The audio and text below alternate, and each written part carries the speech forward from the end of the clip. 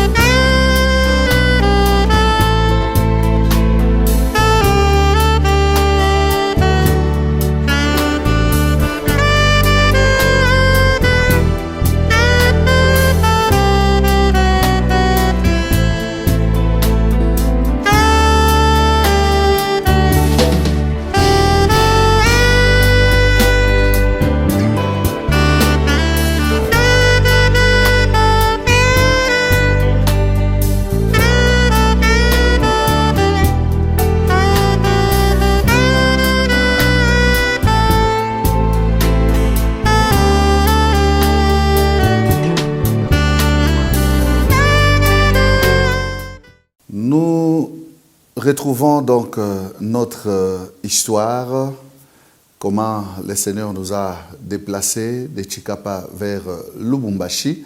Nous étions au point où nous avons compris donc la vision.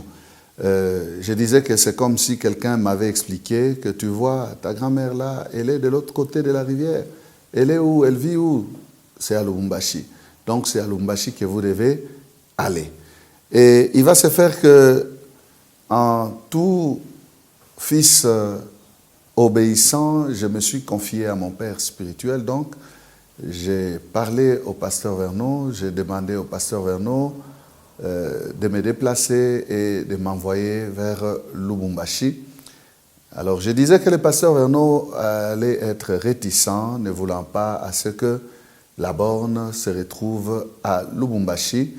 Il avait ses motifs, il me disait qu'une seule chose, nous avons des amis sur place, nous ne pouvons pas aller là-bas. Lui, en tant que missionnaire, il avait à cœur de respecter certaines choses qu'il s'était décidé de respecter, mais à mon niveau, à moi, j'avais mon réma, j'avais ma révélation, et j'ai prié, j'attendais.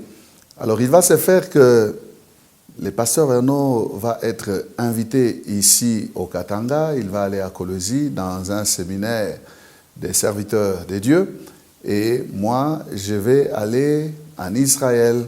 Donc je serai en Israël, à Jérusalem, et là j'ai pris la parole de Dieu, la prière faite par Salomon et la demande qu'il avait faite à Dieu. J'ai pris une portion que je vais vous lire dans 1 Roi chapitre 8.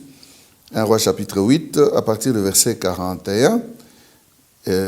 Il est dit, « Même l'étranger, celui qui n'est pas issu de ton peuple, d'Israël, viendra d'un pays qui n'est pas issu de ton peuple d'Israël, viendra d'un pays lointain à cause de ta réputation.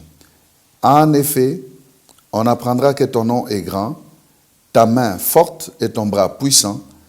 Quand l'étranger viendra prier dans cette maison, écoute-le du haut du ciel de l'endroit où tu résides et accorde-lui tout ce qu'il te demandera. » Je me souviens encore de ce jour, j'avais pris mes requêtes, j'en avais 5, je les ai griffonnées sur un bout de papier et j'ai placé ces requêtes dans les murs des lamentations. Les murs des lamentations, c'est un morceau de mur qui est resté de ces temples-là de Salomon, donc ces temples-là d'autrefois, l'endroit dont Salomon parle, où un étranger pouvait se retrouver. Je n'étais pas dans les temples, mais j'étais à un morceau de mur, le seul morceau du mur du temple qui est resté, et c'est là que Israël se réunit pour prier son Dieu. Moi, un étranger, j'ai demandé au Seigneur de m'accorder selon les désirs de mon cœur. J'ai demandé que le Seigneur me donne de venir les servir à Lubumbashi. Il va se faire à ce qu'à mon retour, je retourne donc à Kinshasa, et là, je vais voir le pasteur Verneau qui était aussi dans l'entretemps revenu du Katanga. Il a une porte vitrée. Quand il voit la personne au dehors, il fait un signe et puis la personne entre. Il m'a vu, il m'a fait le signe d'entrée. Et dès que je suis entré, il s'est écrié « Ah frère, nous devons faire une église à Lubumbashi ». C'est les mots qui m'ont accueilli dans les bureaux de mon pasteur. Et là, ma joie a été grande. Il y avait un autre frère qui était là. Quand je me suis assis, il me dit « Mais qu'est-ce que vous avez à voir tous avec Lubumbashi ?» Lui aussi est venu me parler de Lubumbashi. « Mais frère, tu vas aller à Lubumbashi. Qu'est-ce qu'il faut faire pour que tu ailles à Lubumbashi ?» Alors moi, je lui dis « Non, pasteur, il y a que le besoin de la lettre de témoignage pour la communauté. » Il dit « Mais ça c'est facile, on va faire la lettre, frère. » Et puis, je lui ai dit « Bon, merci, parce que vous m'avez rejoint dans ma pensée. C'est ce que j'attendais, la bénédiction de mon Père. » Il va prier pour moi. Et j'avais une sorte de pitié pour les frères qui étaient là. Je ne comprenais pas très bien comment lui aussi est venu au jour où moi je devais venir pour parler de Lubumbashi. Mais en même temps, j'avais une joie et je bénissais le Seigneur pour mon pasteur qui avait le discernement. Parce qu'il suffisait peut-être d'un peu seulement pour qu'il puisse accorder à l'autre frère. Vous savez que si le père envoie un des fils, il lui dit « Frère, toi tu vas aller à Lubumbashi ». Et puis l'autre vient et dit « Oh non, j'ai déjà envoyé tel ». Qu'est-ce que moi je devais faire à l'époque? Je ne pouvais rien faire, mais gloire soit rendue à Dieu qui a permis à ce que ce soit ma petite personne qui puisse être le choix de cet homme de Dieu qui a été et qui reste une bénédiction pour notre ministère. Nous parlons un tout petit peu du pasteur Verneau. Vous entreteniez aussi de très bons rapports. Oui, très très bon. Parce qu'il m'a même surnommé, il m'a donné un petit nom, il m'appelait Amanette. Chaque fois qu'on se voyait, il m'encourageait. Et il voulait vraiment, c'était une joie que je sois l'épouse du pasteur et on voyait le sacrifice qu'on faisait ensemble.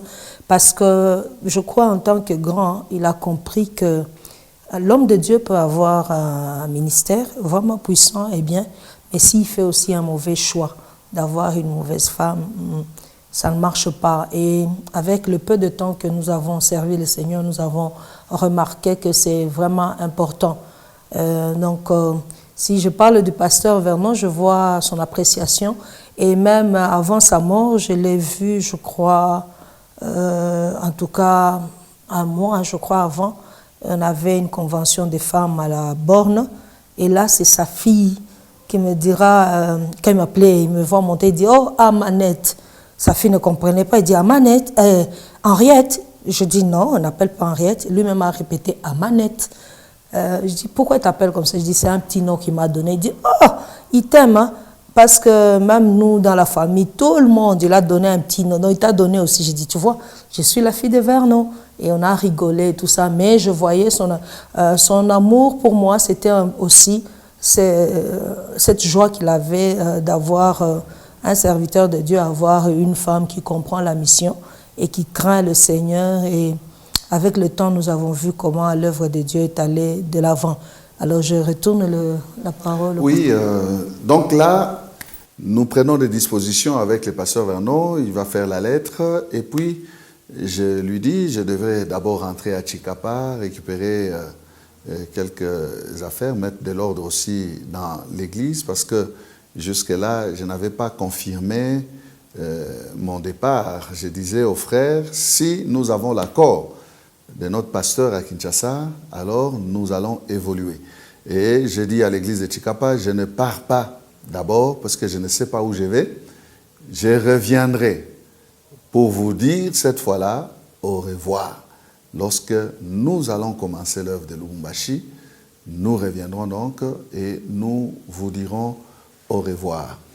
Voilà, je rentre à Chikapa, je parle avec celui qui devait me remplacer, le pasteur José Madienge, qui est là jusqu'à ce jour. Et je récupère donc mes quelques effets, je remonte à Kinshasa. Je vous rappelle, si vous avez suivi la première partie, que la famille, elle, était déjà basée à Kinshasa. Donc je laisse la famille à Kinshasa, je prends des contacts avec quelques frères qui étaient ici à Lubumbashi pour annoncer les programmes, notamment les frères bien-aimés Papa Kalej, qui était ici à l'époque à Lubumbashi, maintenant il vit avec sa famille à Kinshasa. C'est donc lui qui va me recevoir lorsque j'atterris à Lubumbashi. Et entre parenthèses, je suis parti à Lubumbashi en 1984. J'y reviens en 2005.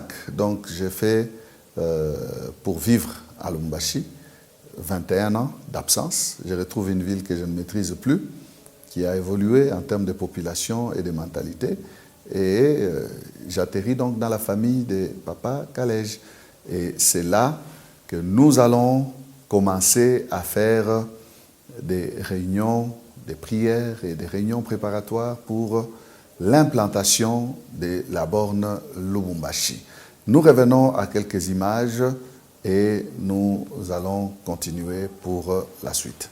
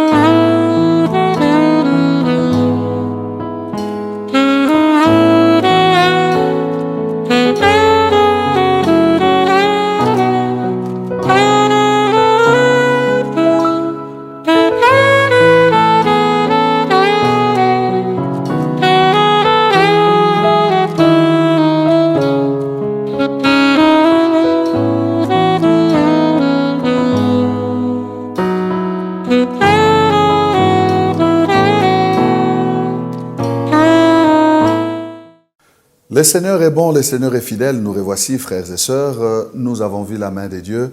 Dieu ne ment pas. La seule expérience que je retiens, la seule leçon plutôt que je retiens de la fidélité de Dieu dans cette affaire, c'est que la vision que Dieu m'avait donnée était en train de se réaliser à l'époque. J'étais comme dans un rêve. Je me disais, est-ce que vraiment c'est vrai, hein? Donc ce que j'ai entendu comme explication de la vision est vrai. J'arrive à Lubumbashi rassuré donc par tout ce qui est en train de se passer. Je venais de vous parler de mon expérience de Jérusalem, donc j'ai vu comment Dieu peut incliner les cœurs. D'ailleurs, je vous ai épargné de vous expliquer la raison qui a poussé à ce que le pasteur Verneau puisse accepter que je vienne à Lubumbashi. En fait, quand il était là à Kolosi, il a eu à prêcher, il a eu à parler aux hommes de Dieu. Et il va poser une question dans cette réunion où il enseignait aux hommes de Dieu. Est-ce qu'il y a-t-il quelqu'un qui a déjà lu la Bible de Genèse à l'Apocalypse?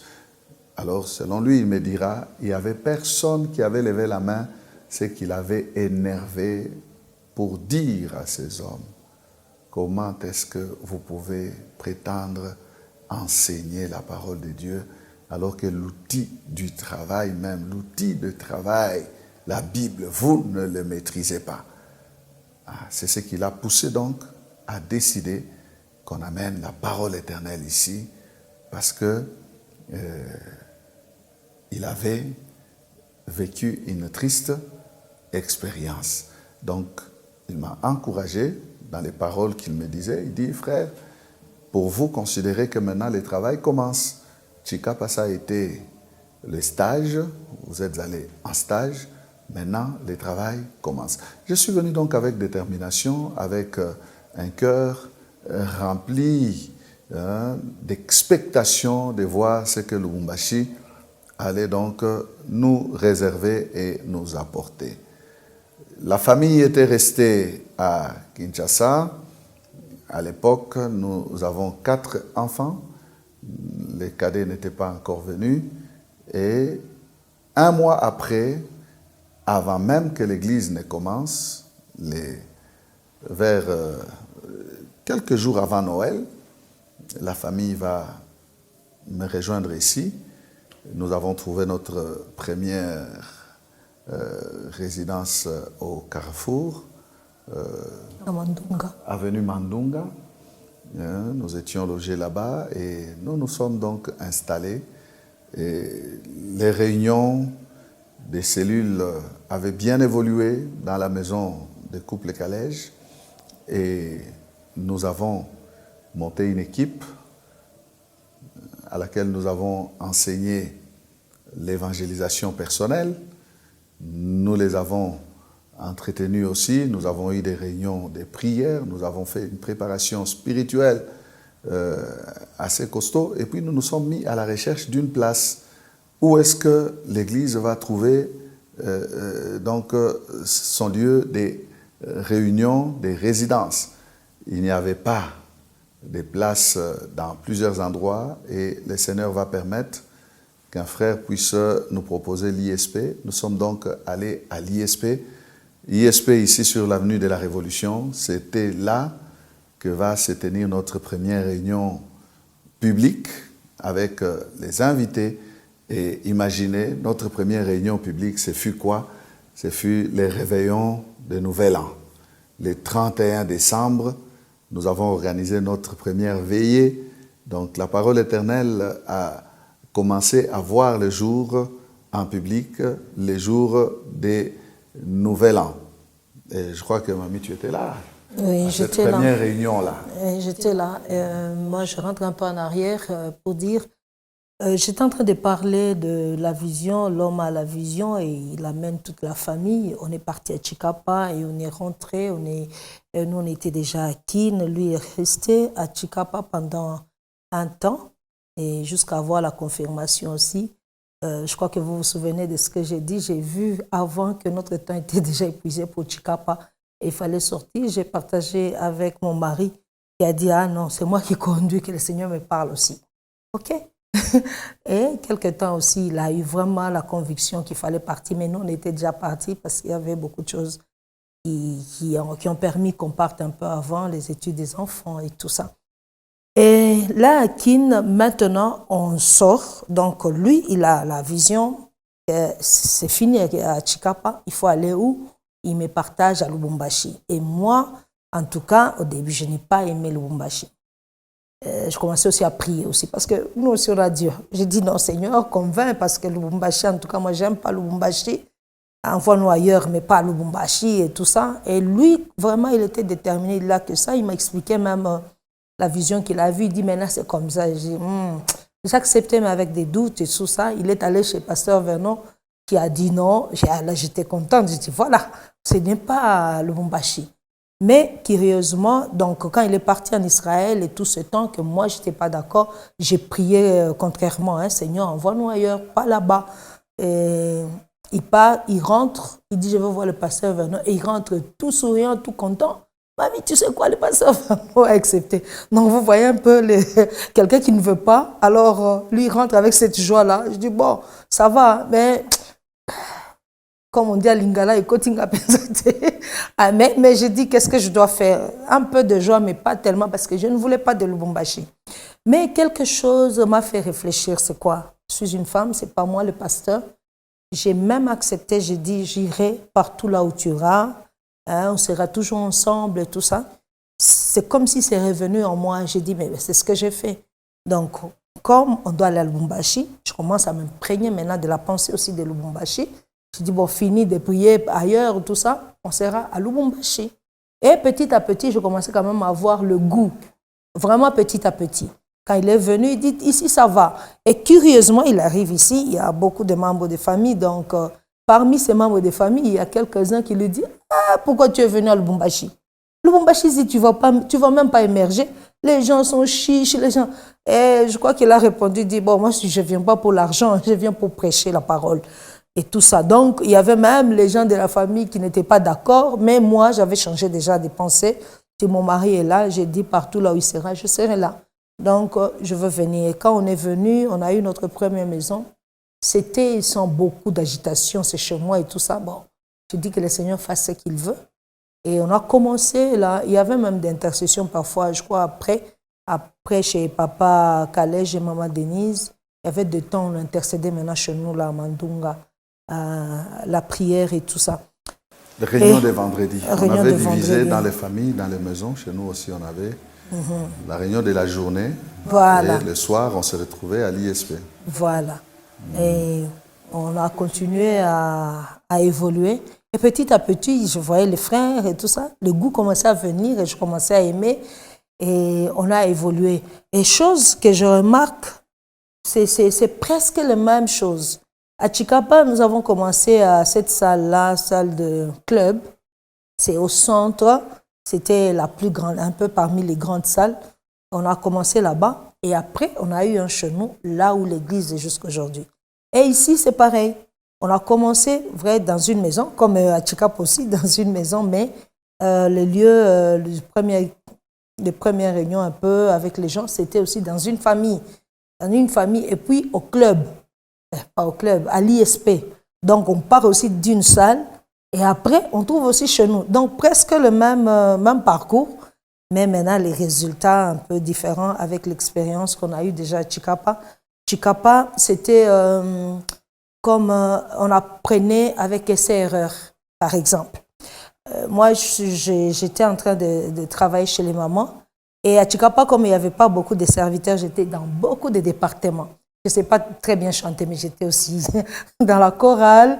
Je chantais, j'étais à l'intercession, la GEM, j'étais à l'écodim, j'avais même des enfants qui suivaient et j'encadrais aussi les mamans. Donc, j'avais aussi beaucoup de départements là où on travaillait pour évoluer. Mais quand on arrive ici, à Lubumbashi, ce qui est bien, c'est une grande ville.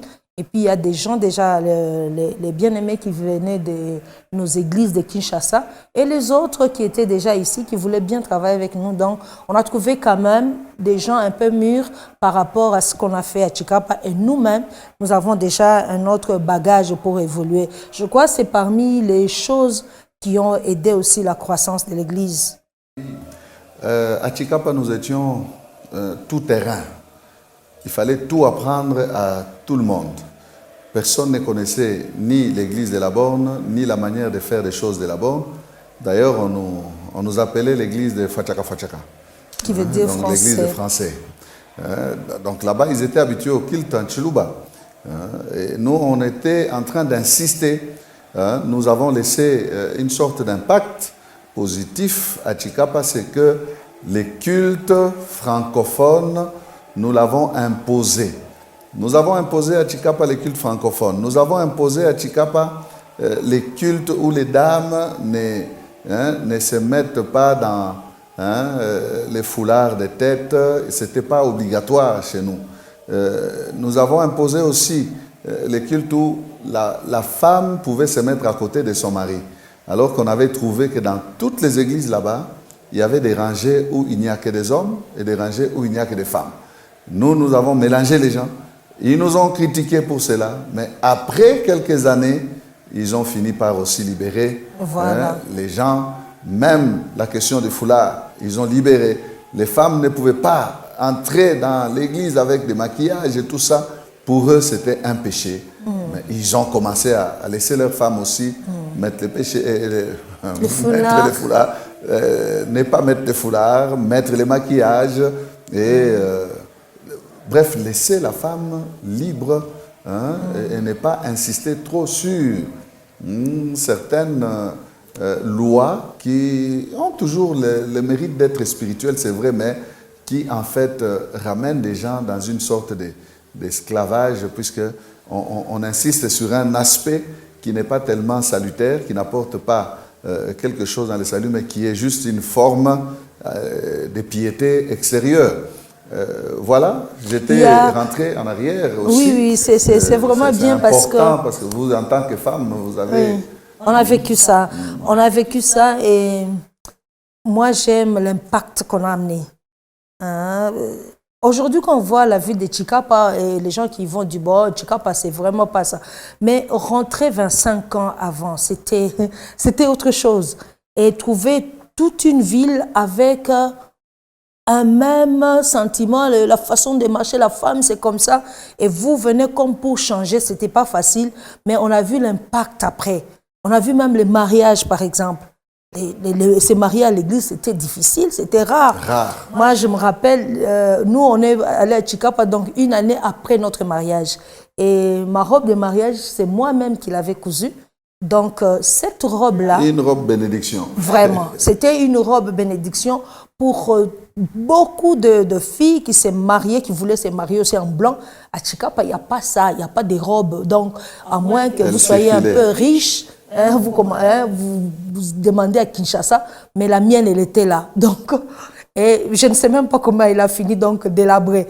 Tout le monde, c'est libre, on vient la prendre, on la loue, la même robe a béni beaucoup de gens. Donc, il y a eu cette révolution-là des mariages, les gens étaient contents, on s'est marié aussi en blanc. Et pas seulement ça, il y a eu des choses qui ont changé dans le foyer. La qualité de la vie. Oui. Je te complète, mamie. À propos du mariage, au Kassa et là à Chikapa, le mariage se déroule comment? Le mariage, c'est une affaire directe. Vous ne traînez pas. Donc, amène une boîte de lait avec $100. On te donne la femme. Tu ne peux pas laisser la femme. On te dit, mais elle est devenue ta femme. Tu pars avec le même jour. Alors, on avait beaucoup de personnes qui étaient dans cette condition-là et qui n'étaient pas bénies à l'église. Et on avait aussi beaucoup de yakatovandistes, où il y a des hommes qui ont laissé leurs femmes à Kinshasa et ils ont pris d'autres femmes à Chikapa. Et j'avais mon slogan, moi qui aime des slogans, j'avais mon mot que j'utilisais pour priver ou défendre les frères à se laisser distraire par la mentalité de Chikapa. On parlait de kapakapage. Donc Chikapa va te kapakaper. Si tu tombes dans les kapakapages, tu es fini. On va te retrouver avec plusieurs femmes. Tu es diamantaire, mais tu n'as pas de stabilité conjugale. Tu as de l'argent, mais tu n'es pas stable sur des plans de ta vie familiale. Alors, il y avait des gens aussi, ils ont de l'argent, mais ils vivent dans des bicoques. Ils dorment dans des conditions difficiles. Pourquoi? Parce qu'ils disaient, la vie, ce n'est pas ici à Chikapa. Ici à Chikapa, nous sommes venus chercher. La vie, nous allons la vivre à Kinshasa. La même personne, si vous arrivez chez elle à Kinshasa, c'est un patron, il est bien installé, on les respecte, boss, tout ça. Mais allez le voir, la petite maison qu'il loue à Chikapa, il n'y a pas de rapport. Nous avons révolutionné la pensée des frères. Nous leur avons dit, c'est vous qui faites l'argent. Frère, vous risquez de mourir dans de mauvaises conditions. Installez-vous convenablement et à Chikapa et à Kinshasa. Beaucoup ont suivi ce conseil. Évidemment, ils voyaient comment nous, on s'était installés et comment nous, on vivait. On avait amené cette révolution aussi mentale, morale, chez plusieurs frères. Donc, il y a eu, il y a eu beaucoup de révolutions et même sur les plans des femmes, je crois que quelques hommes étaient même mécontents avec moi parce que j'étais en train de vouloir que l'homme ne pèse pas trop sur la femme. Et surtout dans les réunions de couple, une fois, il y a un papa qui était fâché. La femme du pasteur, là, elle commence à révolutionner nos femmes et tout ça. Elle dit non. Quand vous voyez une femme qui travaille toute une journée et l'homme ne fait rien, assis avec sa radio et tout ça, alors on était en train de dire, équilibré. Si la femme travaille comme ça, vous, papa, occupez-vous, ne fût-ce que les études des enfants et tout ça. Et des choses comme ça les faisait énerver, mais avec le temps, on a vu comment l'harmonie commençait à rentrer dans le couple. Et quelque chose que je vais noter, je vais vraiment signaler parce qu'on parle un peu des femmes à Chikapa, c'était les femmes, comme elles étaient déjà soumises, elles avaient plus les nouveaux pagnes quand elles mettaient au monde. Alors, c'est ce qui fait aussi qu'il y avait beaucoup de femmes qui accouchaient pour avoir le super wax. Et les hommes souffraient parce que ce n'est pas tout le monde qui avait cet argent-là d'acheter chaque fois le super wax. Et qu'est-ce qu'on a fait? J'ai instauré quelque chose avec les femmes pour épauler aussi les hommes. J'ai dit, nous allons commencer à cotiser même à $1 par réunion et on a $10, on achète les pagnes simples et on fait l'uniforme. Quand une de nôtres accouche, on va la faire sortir de la maternité, nous toutes en uniforme et elle-même. Alors vous voyez les dépenses qui tombent et la joie qu'il y avait. Là, on marchait à pied, hein, donc on va prendre notre bébé, la femme qui a accouché, on vient en marchant, on chante et les gens regardent, c'est quoi? Les gens là en uniforme, on arrive, on prend notre thé avec le pain, on célèbre là-bas et puis tout le monde voit. Quelle joie! Donc, Chikapa, c'est vrai que c'était un village, mais ça nous a donné vraiment une joie de communion fraternelle terrible qu'on ne vit pas ici. Voilà. Je remets la parole. On a quand même une communion fraternelle terrible ici aussi, mais pas comme celle de Chikapa. Chikapa, c'était fusionnel. C'était des tops. Gloire au Seigneur. Nous vous retrouvons après ces quelques images. Voilà, frères et sœurs, fidèles téléspectateurs, nous sommes encore avec vous et nous continuons donc. Nous avons eu notre première réunion publique les jours du réveillon des Lands, donc le 31 décembre 2005. Mais notre premier culte en tant qu'Église va démarrer le dimanche 8 janvier. Dimanche 8 janvier, je pense que c'est là. Je commence à hésiter parce qu'il y a trop de 8. Hein. Chikapa, c'était 8 août. Donc, 8 janvier. 8 janvier, nous nous retrouvons donc ici, dans la salle de l'ISP pour notre première réunion. Nous avons eu plus ou moins 400 et quelques personnes qui avaient répondu présentes à ces premiers cultes. Et on a eu un seul culte, évidemment. Nous avons fait le second culte de dimanche qui suivait, et là, nous sommes retombés à 160 personnes. Donc, de 400 à 160. Vous allez comprendre qu'il y a eu beaucoup d'appelés, mais peu de lits. Peu d'élus. Pourquoi? Parce que les gens qui étaient venus au premier culte avaient reçu des invitations. Plusieurs avaient leurs églises. Et ils sont donc retournés dans leurs églises. Ce que le Seigneur nous avait donné, nos 160 là, nous avons commencé avec eux. Et comme nous avions déjà des frères, comme Ami disait tout à l'heure, des frères qui savaient faire, qui la technique, qui chantait à la chorale, on a démarré la première réunion avec déjà une chorale qui, elle, répétait avant même que l'église ne commence, dont les premiers responsables étaient le frère Patrick Lissassi, que nous saluons ici. Un mois après, nous avons fait venir le pasteur Noé Sassi qui est venu former notre première chorale avec des enseignements, des bases pour que la chorale puisse bien soutenir nos cultes. Nous avons commencé à évoluer à l'ISP. Nous avons évolué. Nous n'avons pas fait une année à l'ISP, nous avons fait quelques mois. 7 à 8 mois. Pendant ce temps, nous faisions des démarches pour louer l'endroit sur lequel nous nous retrouvons aujourd'hui. Et vers la fin de l'année, vers le mois de novembre, nous serons donc, vers la fin du mois octobre-novembre, nous serons donc dans un hangar ici, sur cette place, sur Kasavubu. Et là, les choses vont commencer à évoluer. Nous sommes partis dans l'organisation de l'Église. Je vous épargne beaucoup de détails. Les pasteurs n'avaient pas de bureau. À l'ISP, je recevais sur le parking de l'ISP, en dessous, là, dans les colonnes de béton, là, en dessous. C'est là où je faisais mes entretiens, mardi, jeudi. Ici, quand on est arrivé, il n'y avait pas de bureau. Je recevais en dessous du manguier et on faisait les entretiens, on servait les seigneurs. Nous n'avions que les hangars et une petite pièce où on pouvait entreposer les choses et on a commencé à construire un petit bureau avec un secrétariat et un petit dépôt. Et le Seigneur nous a fait grâce. Frères, ne méprisez pas les faibles commencements. Nous avons commencé très, très petit, mais avec la grâce de Dieu, nous avons vu comment le Seigneur a manifesté sa fidélité sur nous. Nous n'avons pas, comme plusieurs personnes nous demandent souvent, quel est votre secret? Je ne sais pas dire aux frères et sœurs, j'ai un secret personnel, ma femme est là, je n'ai aucun secret personnel sinon que de me confier au Seigneur.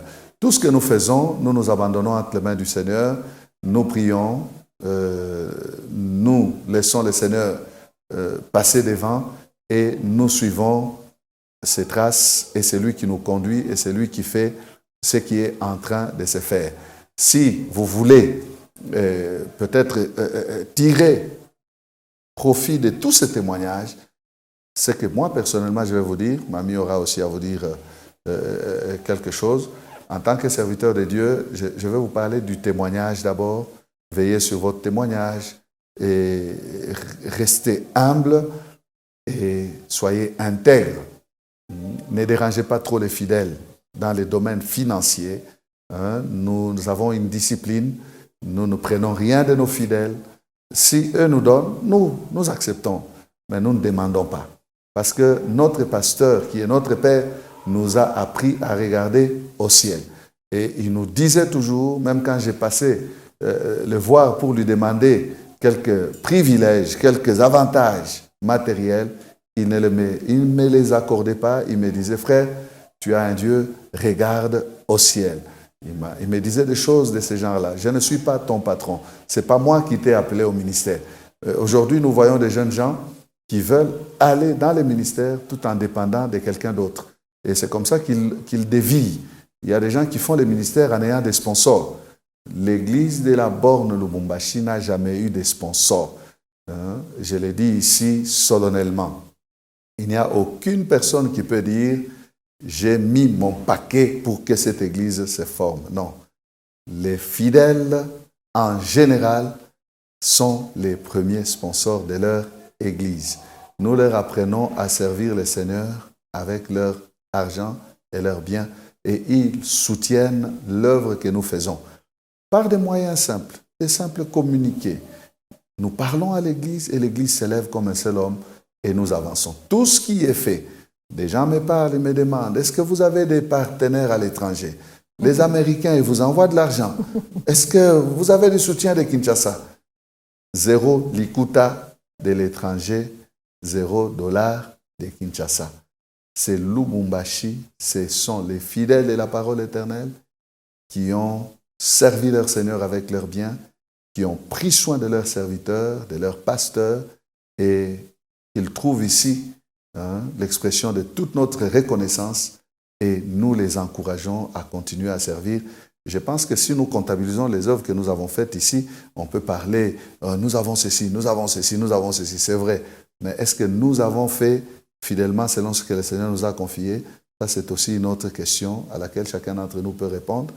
Nous ne tirons pas sur nous les mérites ou la gloire d'avoir réalisé ce qui s'est fait durant tous ces 25 ans de notre ministère, mais nous avons eu des hommes sur notre parcours, des hommes partant de Chikapa jusqu'ici à Lubumbashi, des hommes que si je m'étais à citer leur nom, ils sont nombreux, mais il y en a qui nous ont marqués par leur simplicité, par leur disponibilité, par leur amour pour l'œuvre et qui ont contribué à ce que notre ministère soit ce qu'il est aujourd'hui et que le Seigneur bénisse ces personnes. Et il y en a encore beaucoup qui sont avec nous. Que le Seigneur les bénisse et qu'il continue à nous accompagner dans cette lourde charge du ministère que nous avons. Je crois que vous allez dire Amen. Alors, nous avons un dernier mot aussi. Moi, je veux plus insister sur ne méprisez pas les faibles commencements. Nous voulons voir les choses dès qu'on commence que ça brille. Non. Quand nous prenons l'exemple d'Abraham, nous voyons qu'Abraham n'a fait que le Seigneur lui a montré, alors qu'il restait qu'avec des pierres, un endroit pas très bien, mais le Seigneur lui a dit, parcours cet endroit, je te donne. Si le Seigneur te donne un endroit petit à petit, il va amener cet endroit à ce que lui veut. Et deuxième point que je veux clôturer avec, c'est que l'Église est l'œuvre de Dieu. L'Église n'est pas pour un homme. C'est pourquoi l'homme qui travaille doit d'abord prendre garde qu'il ne travaille pas pour lui, mais pour le Seigneur. Et les gens qui entrent dans cette Église doivent savoir que quand ils ne servent pas l'homme, mais ils servent Dieu.